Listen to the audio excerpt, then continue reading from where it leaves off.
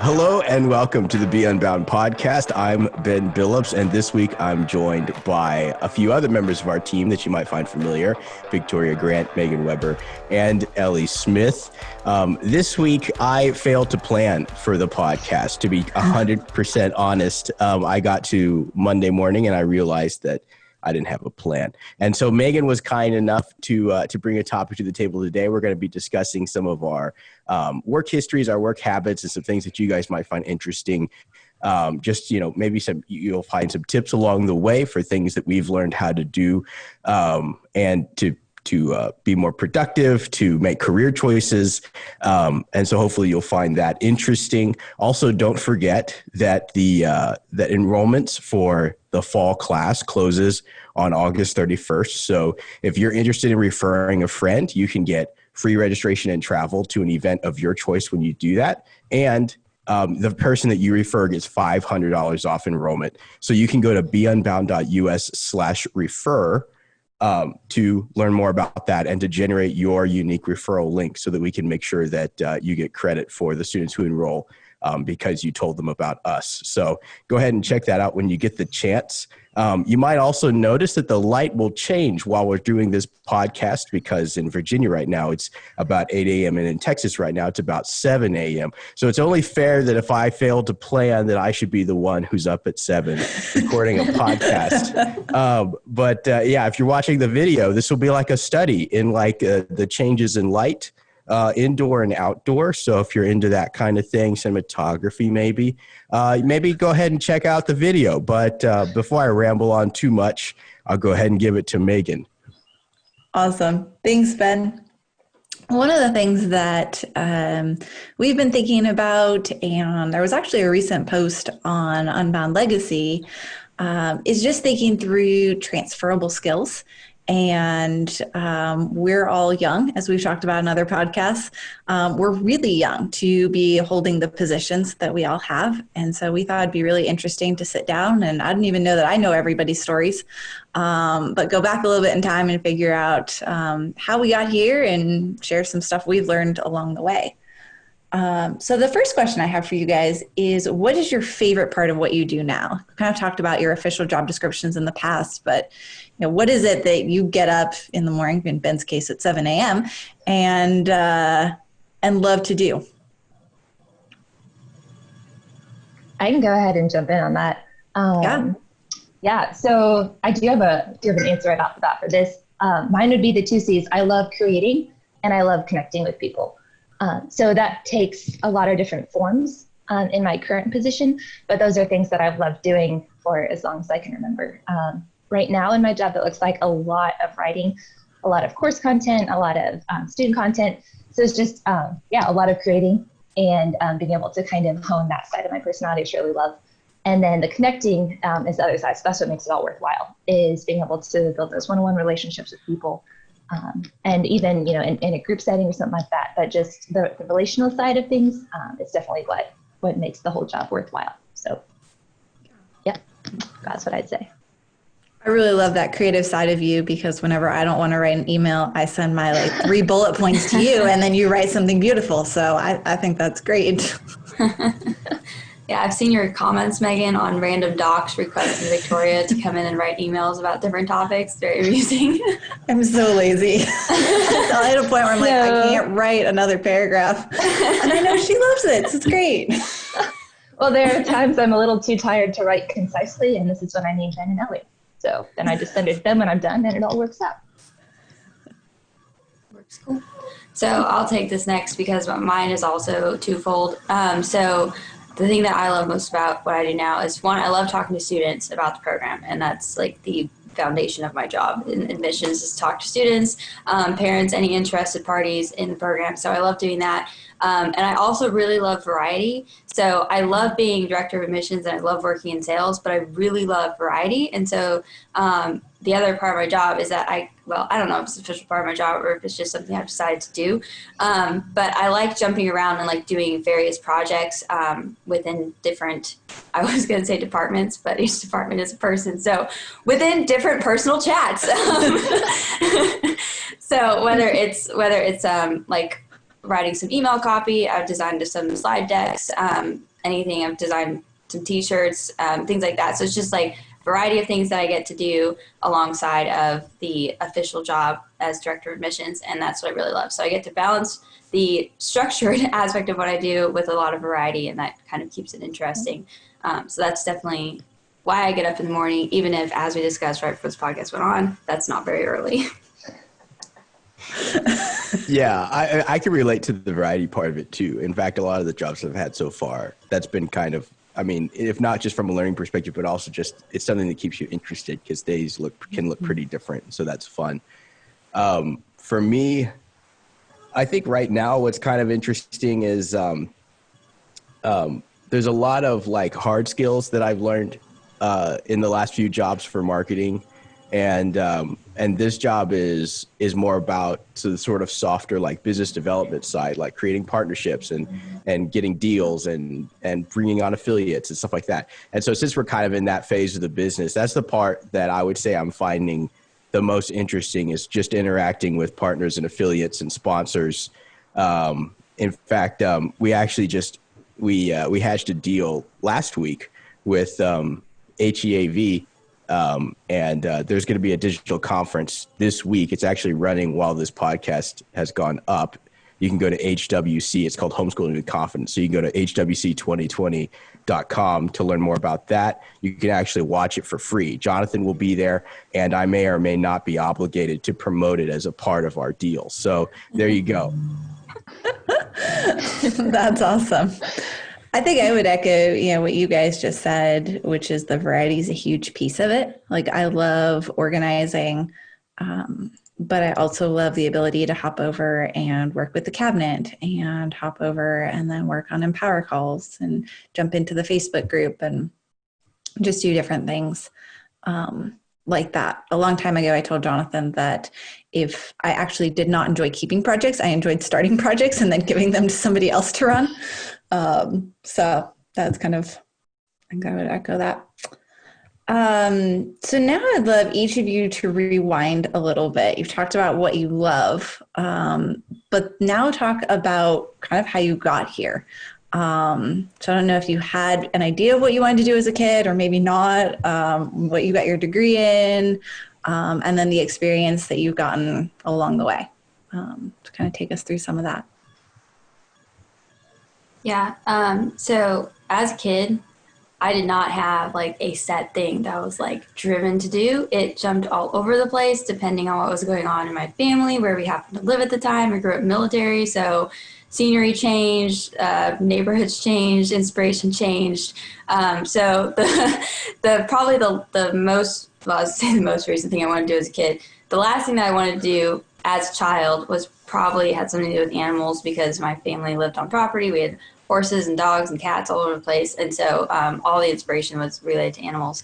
Did not last super long. I kind of equate that to my sisters jumping on that bandwagon and overtaking me by many, many, many, many long shots. And I was just like, this is not even going to try. So I kind of jumped off of that. But so yeah, I had like a bunch of random stuff I wanted to do as a kid. Nothing really stuck. It was just sort of here and there. But as I got older and started thinking about college, the degree I ultimately chose was communications. And the reason I chose communications was because it was the least committal degree I could find. And it was the most flexible degree and the one I could fill with as many like random classes that I wanted to take as possible. So that's why I took communications. It wasn't anything super specific or inspirational. I could say it was a, quote, business degree without having to take accounting. So it was fine. Hey now. So I did a communications degree.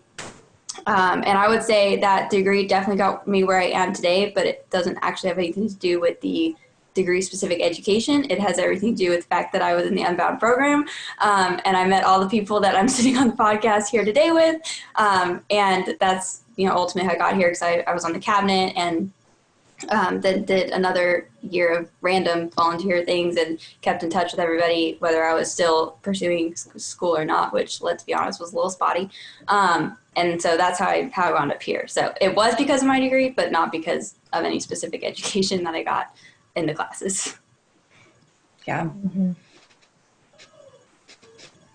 I feel like you honed a lot of sales and marketing along the way too. So that's really cool.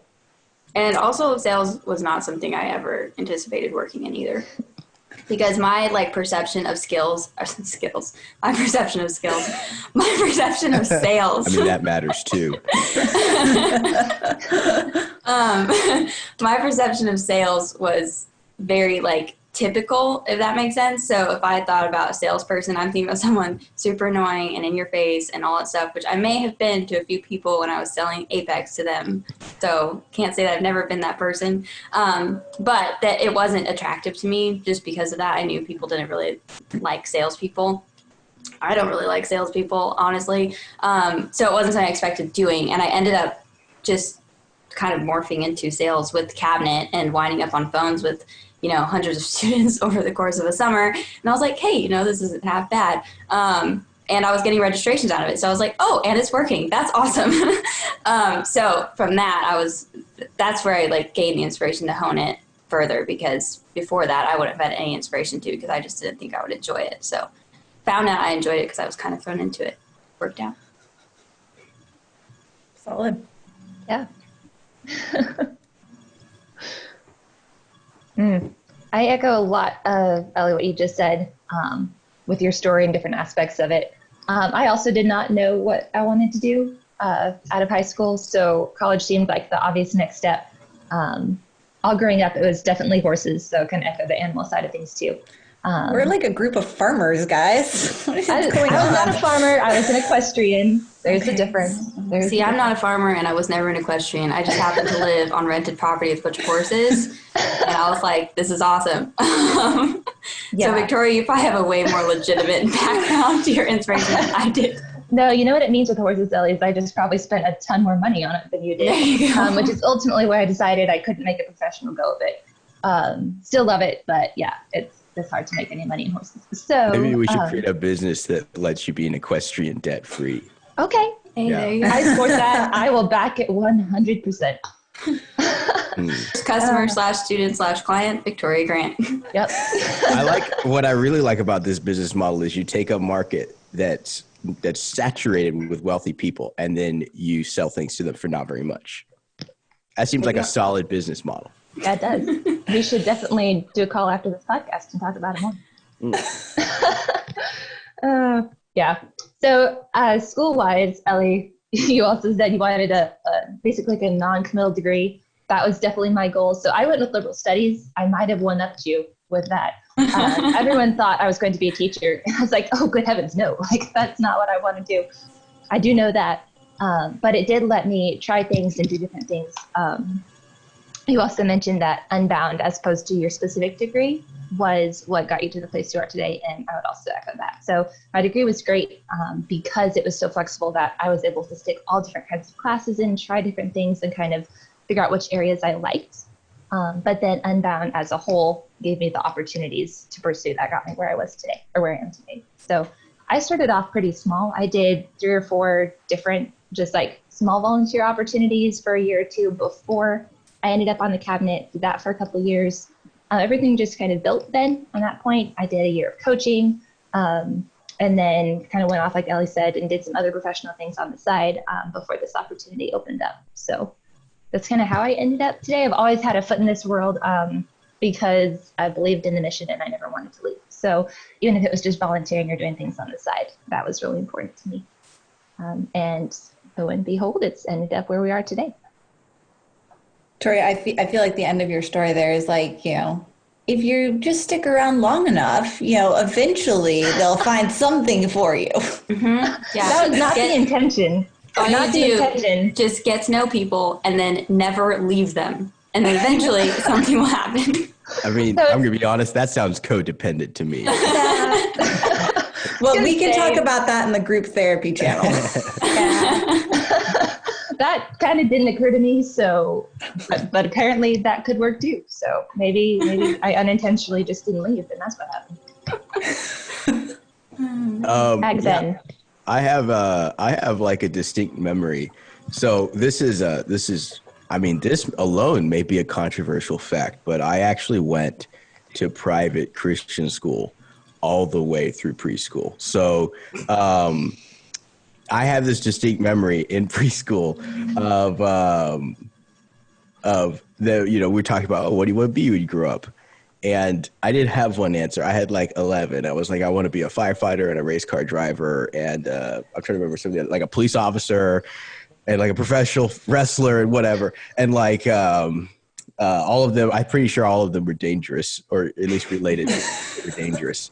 And that was my answer. And so you could tell that from early on, I knew exactly what I wanted to do. But then going into like, you know, in high school, I did like a lot of speech debate, which was really interesting.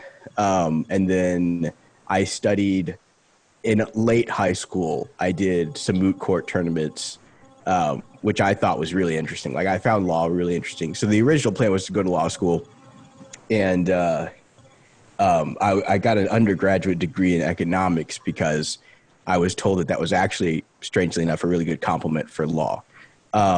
And also economics was one of my favorite subjects in high school. So I was like, well, I'll get a degree in economics and I'll go to law school. That was the plan. I ended up not going to law school just because by the time that I did graduate college through Unbound, I had enough professional opportunities that it didn't make sense to disappear for 3 years. Those opportunities would be there when I came back. I was like, well, I can go to law school anytime if I ever decide I want to go back. So I just decided to keep plowing through all of the professional opportunities, and that's actually something that I'm still doing. So it's been like 4 years since I graduated. I'm on job number 5, and I'm back with Unbound. So it's been a wild ride. But yeah. So and the thing for me has always just been is I've just been really intuitive with the way that I explore interests. Like I don't really follow a really strict plan. I've just been picking things based on what I'm interested in, and then inevitably when I take one step, doors open that I didn't expect to, and I just walk right through them. And so I've just been doing that for the last 5 or 6 years. I have a question. So Ben, you talked about how like you've been out of school for 4 years and you're on your 5th job. And in my experience, like in the career world, job searching world, people are looking for people who have held a job for multiple years. Mm. And so I'm wondering, like, have you noticed any like pros and cons to the way that you did that? Because I think it'd be interesting for students listening to hear a little more about, because that's very opposite to what people hear like in the job searching world. Yeah, well, I think there's a few things that are going on there. One is that's becoming a more outdated perspective, especially when you look at the like employment or whatever you want to call it, the work habits of like millennials and Gen Zers. Mm-hmm. Typically, it's honestly rare for them to hold a job for more than like a year and a half, especially at the early stage, because you know the idea that you stick around kind of comes from this expectation that like you could be a company man and that you could work your way up the chain. And honestly, like businesses aren't really structured that way anymore, and employees don't really have those expectations anymore. Generally speaking, if people want a big pay raise or a big promotion, they leave. Like that's just kind of what happens. And in some ways you can look at that negatively. In some ways I think it's positive because there's way more mobility in the workforce, and it gives like new businesses like at startups opportunities to acquire high-end talent. So like there's pros and cons. So I think in one sense the expectations in the industry is changing, or in the workforce I should say is changing. And then the other thing is, like, I have a really easy explanation if you're in an interview and somebody wants to bring that up. For the record, it's actually never come up in an interview. Okay. When was the last time you had an interview? That's also a good question. Actually, the last time I had an interview for my last job. I think I've been interviewed for like 4 out of 5 of them. So yeah, so I didn't apply for any of them, but I've been interviewed for all of them. But sometimes that was literally like a casual, like half hour, like, oh, you want to do this? Yeah, okay, cool. And that's because I've been referred to all of my jobs, which that's the secret sauce is you get referred, and it's like that job never hits the job board and you get in. So, yeah. And I think honestly being referred was probably part of the reasons why that trust issue wasn't a question. And then I'm trying to remember. Oh yeah. And also my first job actually was literally a 5-month job. So I was a policy analyst for the Texas legislature. The legislature only runs for 5 months. And so they literally just hire contractors 5 months and then they let them go, and then they bring a bunch of contractors back in a year and a half when there's another session. So my first job, it's like, that's only as long as the job was. Then I followed that up with a bunch of like marketing, like professional contract work for some entrepreneurs in Austin. Contract work obviously is very flexible. Then I worked at Lumerit for 15 months. And then my last job at a news, like as a marketing manager for a news outlet, I did that for, I think like 16 or 17 months. So those periods of time seem more reasonable. The ones that were really short are really easy for me to explain. So it's like, if somebody wants to know, I'll tell them, but honestly, nobody's asked. So I just keep going. That's awesme. I like that policy, Ben. Nobody asked, just keep going. Very Ben-like policy. I mean, following that up, Victoria, Ellie, what are some of the things you guys have learned, or you would tell students from your experience?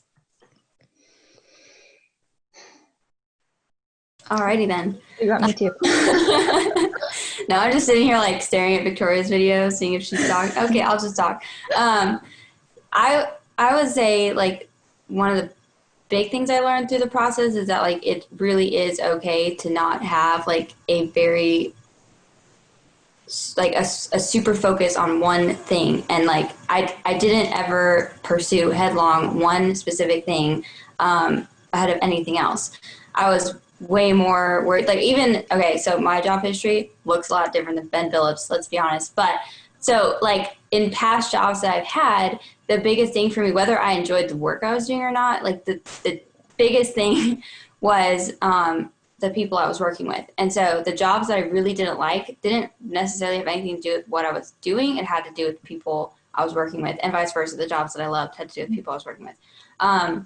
And so I never really pursued headlong, like one specific focus, which isn't to say that you shouldn't or you can't, but for me personally, that just wasn't a thing. And I was way more interested in the people that I could have the opportunity to work with, which is honestly one of the reasons I stayed connected with the Unbound community and student life, just because I haven't had any negative experiences working in that environment in terms of people. And so that's definitely what kept me around here. But yeah, so the biggest thing I learned is that it's like okay to do it that way. Like it's okay to not go into college with a very specific goal. It's okay to not know exactly what degree you want to get. It's okay to not know exactly what career you want to have. And it's also okay for all of that to change if you do know it.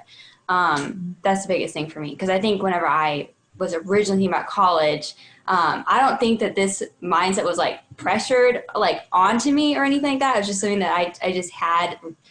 I don't know why, but this idea that like I did need to have, well, if I'm going to get this degree, what career am I going to have with it? Because why would I get this degree if I don't know what I'm going to do with it? And that's why, Victoria, it's interesting you said that people thought you were going to be a teacher, and you were like, oh no. One of the first degrees I considered was early childhood education. And the only reason why was because I babysat a lot in high school. And I was like, oh, I can work with these kids. This is an obvious connection. It's not a connection. It's not a connection at all. Just because you watch kids doesn't mean you can teach kids. And honestly, I was in a house with 2 4-year-olds, and I started imagining a classroom full of 25, and I had like stress attacks just like imagining that. I was like, no, that's not going to work. But once I got out of that like train of thought, it freed me up to pick something that I ended up enjoying, and whether or not that degree has any effect on the job I have now or anything I do in the future isn't really the point. I gained a lot from that degree outside of how many credits I earned and outside of the classes I took. So I think, yeah, that's probably my biggest takeaway from my experience leading up to now. Yeah. Honestly, Ellie, copy paste a ton of what you just said. Very much in line with what I was thinking. I guess the only thing I would maybe add to that as a continuation of what you're saying is, yes, it's okay to not be sure.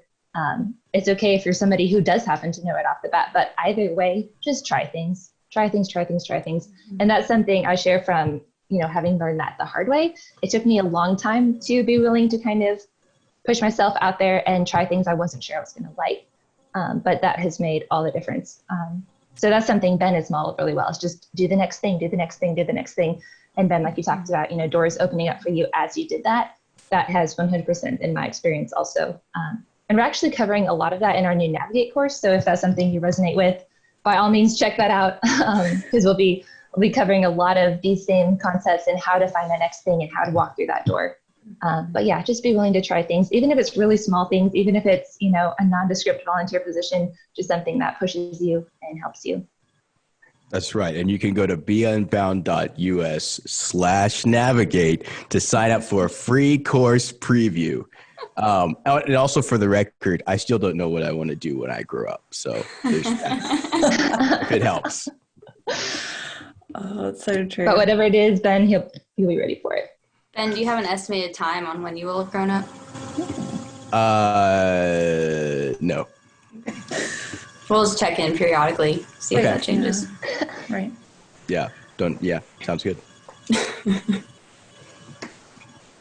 I feel like I'm different than all three of you. Like, you guys have all had a ton of experience, and sometimes I love that. And I feel like you guys can pull from all these different places and, different work environments. I've worked for Jonathan and kind of this Unbound student life thing for almost 6 years.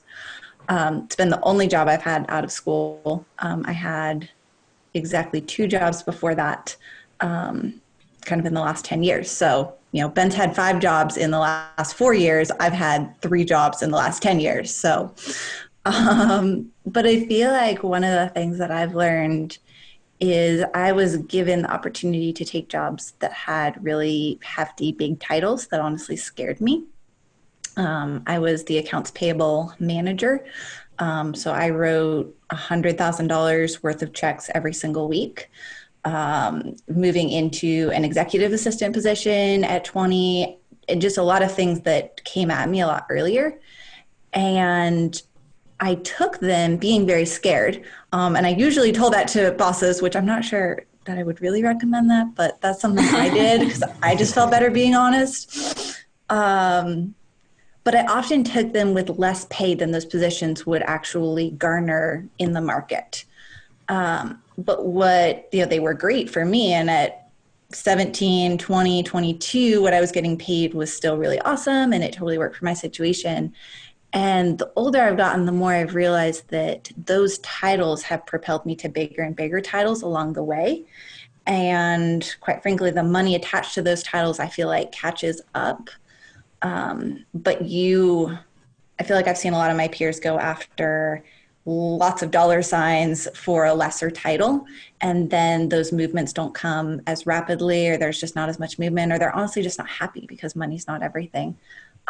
So I guess one thing I've learned is pursue the experience.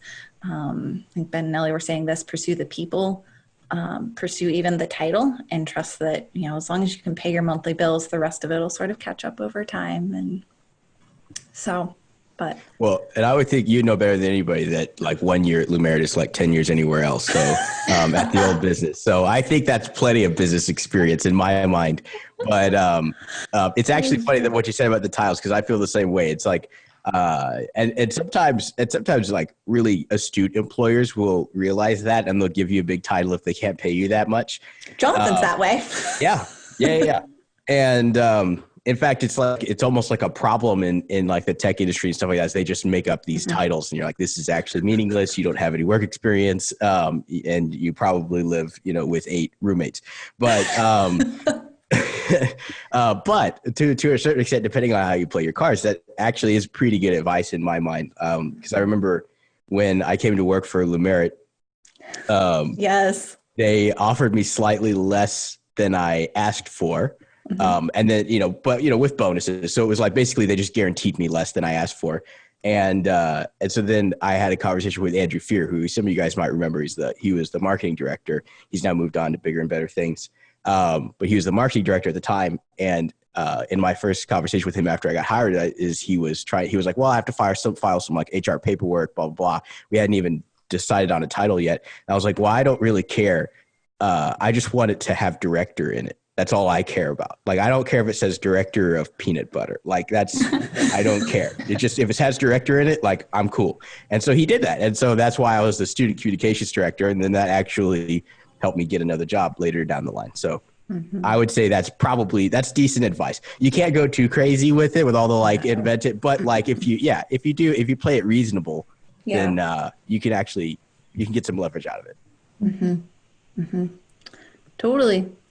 Well, thanks, guys. It's really interesting. Probably the biggest thing I didn't know is that Ben was interested in a legal career, which means that all these insurance papers that are sitting on my desk are now headed his direction to read and decipher and tell me if they're actually legit or not. So I'm a constitutional lawyer.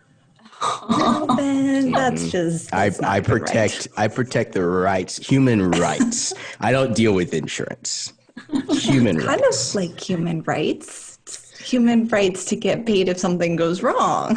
Yeah, well, I'm just saying that's not my wheelhouse. Not helpful. Not helpful. But that's everything I've got. Right on. Well, I think that was a pretty interesting discussion. I appreciate you doing that, Megan, especially on short notice. I messaged Megan. I don't even know. It was like yesterday, like probably 5:30 their time. Was like, and so Megan decided to run this one for us. So yeah, I really appreciate that. I hope you guys enjoyed this podcast. If you have any thoughts or ideas that come out of this, you can always email us at podcast@beunbound.us. Also, if you have show ideas, please email those to me too, because that would help a lot. That would save the Monday freakouts, right? Yeah, exactly. Hopefully this is the first and last 7 a.m. podcast recording in the Unbound podcast history. But yeah, and don't forget to go to beunbound.us/refer to generate your unique referral link. We have until August 31st to get the fall class, their applications in. So go ahead and check out that link, see the offer, because you know better than anyone else who belongs in this program. So thank you guys for listening, and we'll catch you next week.